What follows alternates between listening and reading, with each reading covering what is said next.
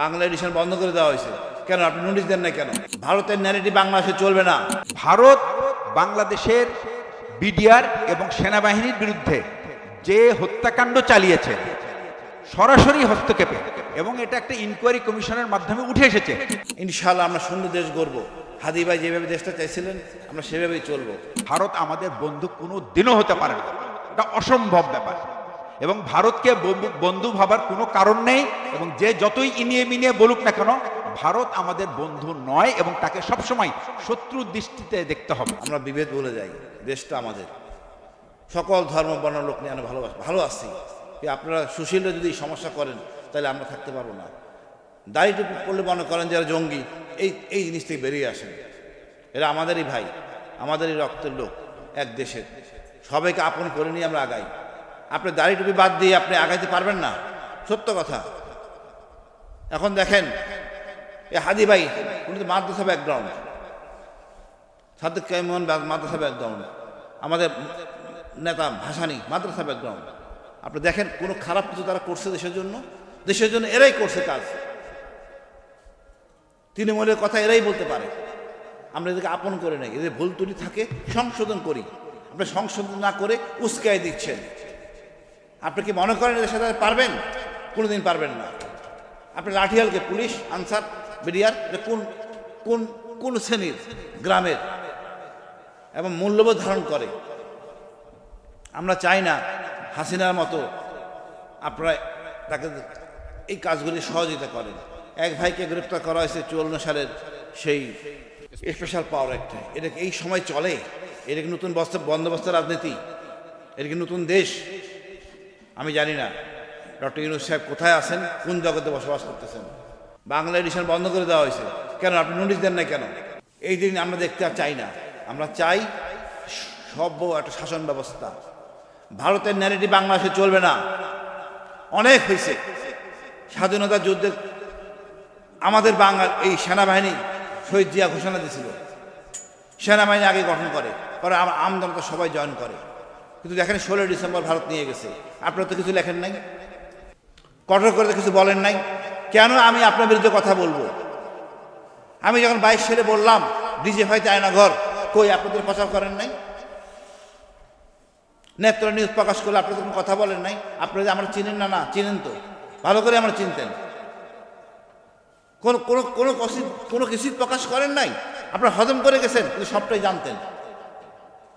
আপনার যদি হ্যাডম না থাকে প্লিজ আপনারা একটু সংশোধন হন। আমাদের সবার সাথে আসেন। আমরা একটা দেশ, সুন্দর দেশ গড়ি, যেন আমরা কেউ আমাদের জঙ্গি না বলতে পারে। আপনারা অন্য দেশের জঙ্গি আমাদের বলবেই, ভারত তো বসে আছে বলার জন্য। আপনারা সেই সুশ্রী দেন। আমরা কখনো জঙ্গি ছিলাম না, আমাদের জঙ্গি আর বানাবেন না। আমরা ভদ্র সমাজ ব্যবস্থায় বসবাস করতে চাই, মর্যাদার ভিত্তিতে। আমি আমার বক্তব্য দীর্ঘায়িত করব না। আপনারা সবাই মিডিয়া জগতের লোক, আমরা সবাই সোচ্চার হই, সবার অধিকার নিয়ে কথা বলি। ইনশাআল্লাহ আমরা সুন্দর দেশ গড়ব। হাদি ভাই যেভাবে দেশটা চাইছিলেন আমরা সেভাবেই চলব। আমার কষ্ট লাগে, মাহমুদুর রহমান ভাই আহত হয়েছেন, আপনারা কোনো কথা বলেন না। কত পত্রিকা পুরাই দেওয়া হয়েছে, কথা বলেন নাই। আমরা এগুলো নিয়ে তিক্ত বিতক্ত সম্পর্ক না করি, সবাই আমরা ঐক্যে আসি। দেশটা আমাদের, আমরা কাউকে সুযোগ দিব না, ভারতকে সুযোগ দিব না।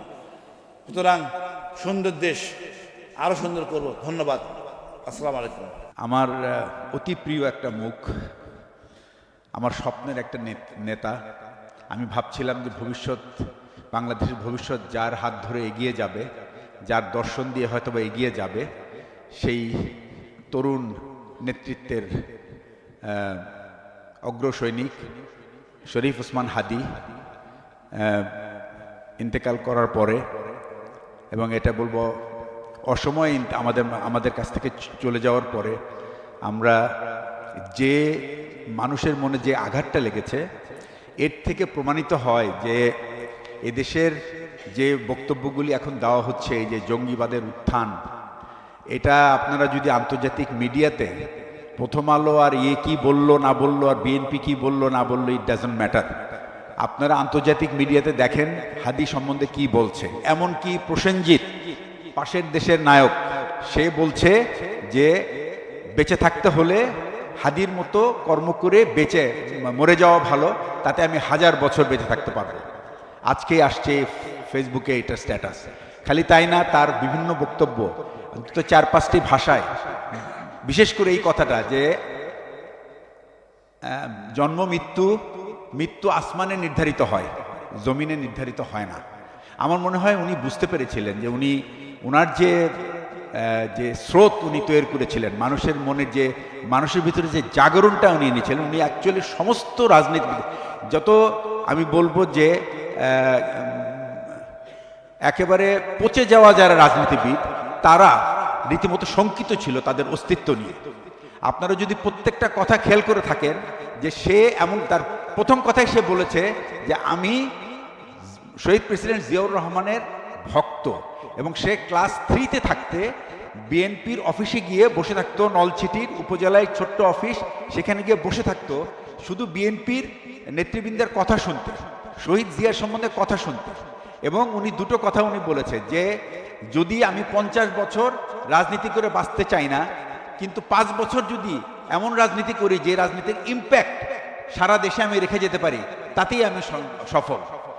এবং সেই ব্যাপারে উনি একটা উদাহরণ টানেন যে জিয়াউর রহমান মাত্র 3.5 বছর বেঁচে ছিলেন, কিন্তু আজও জিয়াউর রহমানের সততা, দেশপ্রেম এবং মাটি এবং মানুষকে নিয়ে যে রাজনীতি, এটা তিনি কখনো ভুলেন নাই, এবং এটাই তার আদর্শ।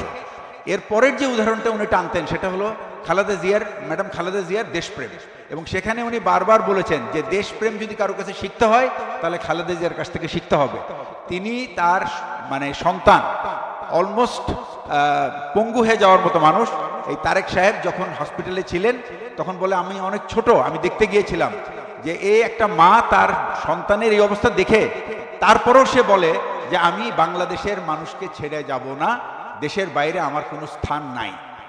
তো দেশপ্রেম যদি শিখতে হয় তাহলে তার কাছ থেকে। তো এই দুটো নিয়ে আমার মনে হয় সে একটা স্বপ্ন দেখেছিল যে সেই রকম একটা রাজনীতিবিদ হয়ে ওঠার জন্য, যাকে মানুষ অনুসরণ করবে, যার প্রত্যেকটি কর্মকাণ্ড একটা উদাহরণ হয়ে থাকবে। এবং যদি দেখেন আপনি যে সে যে ইলেকশন ক্যাম্পেইন শুরু করেছিল ঢাকা 8-এ, এবং তার কিন্তু মূল মন্ত্রই ছিল সাধারণ মানুষ, এবং সে স্রোতের বিপরীতে দাঁড়িয়ে এই বিরাট একটা চ্যালেঞ্জ নিয়েছে, এবং এটাই সবার মাথা ব্যথার কারণ হয়েছে।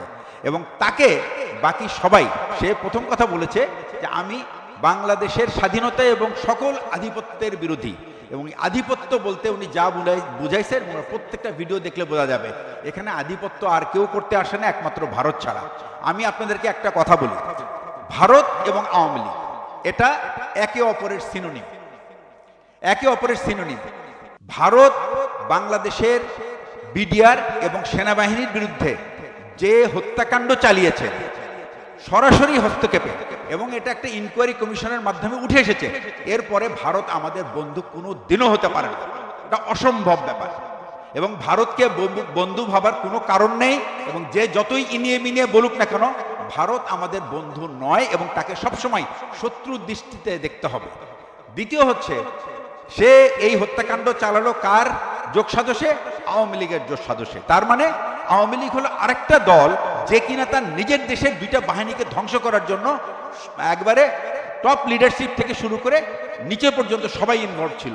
সুতরাং মনে রাখতে হবে, সাধারণ মানুষের কাছে আমি একটা বলি এবং সকল সশস্ত্র বাহিনীর সদস্যদের বলি যে এই আওয়ামী লীগ যদি আবার এই দেশে রাজনীতি করার সুযোগ পায়, আমাদের কোনো রাজনৈতিক দলের উদারতার কারণে, এবং আমি জানি না তাদের উদারতার কারণ কি, তারা তাদের নিজেদের ধ্বংস ডেকে আনছে, সশস্ত্র বাহিনীর ধ্বংস ডেকে আনছে এবং দেশের ধ্বংস ডেকে আনছে। এবং এবার তারা 57 জনে ক্ষান্ত হবে না, তারা অন্তত 570 জনে ক্ষান্ত হবে। সুতরাং আমি বলবো যে আপনারা ইস্পাত কঠিন দৃঢ়তা নিয়ে দাঁড়িয়ে যান, এবং কখনোই আর এই আওয়ামী লীগকে এখানে ফেরত দিয়ে, এবং যত আওয়ামী লীগকে একটা ফ্যাসিস্ট হিসেবে স্থাপিত করার জন্য যে সমস্ত মিডিয়া, যে সমস্ত ইন্টেলেকচুয়াল গ্রুপ, বুদ্ধিজীবী যারা এর মধ্যে ইনভলভ ছিল, সবাইকে আপনারা পরিত্যাগ করেন, এবং তারা যেন কখনোই এই দেশে মাথা তুলে আর না দাঁড়াতে পারে। তারা যদি আবার মাথা তুলে দাঁড়ায়, এই দেশের কোনো অস্তিত্ব থাকবে না। আমি বলেছি এখানে 90% মানুষ মুসলমান। এই দেশের রাজনীতি বলেন, সংস্কৃতি বলেন, সব কিছুতে মুসলমানদের যে এই উপস্থিতি এটা থাকতেই হবে। মুসলমানদের এই উপস্থিতি ছাড়া এই দেশে কোনো কিছুই করা সম্ভব নয়। আপনি যতই যাই বলেন না কেন, কোনো মানুষ এটা মানবে না। কারণ আমাদের দেশের মানুষ তারা ধর্মান্ধ না, কিন্তু তারা ধর্মভীরু এবং তারা মুসলমান ধর্মকে বিশ্বাস করে এবং তাদের ওই সমস্ত মূল্যবোধের উপর ভিত্তি করেই এদেশের রাজনীতি গড়ে উঠেছে এবং আগামীতেও তাই গড়ে উঠবে। সুতরাং স্বাধীনতা এবং সার্বভৌমত্বের জন্য হুমকি স্বরূপ এই ভারত, আওয়ামী লীগ এবং তার দোসর যারা আছে তাদেরকে সমূলে উৎপাটন করা প্রয়োজন।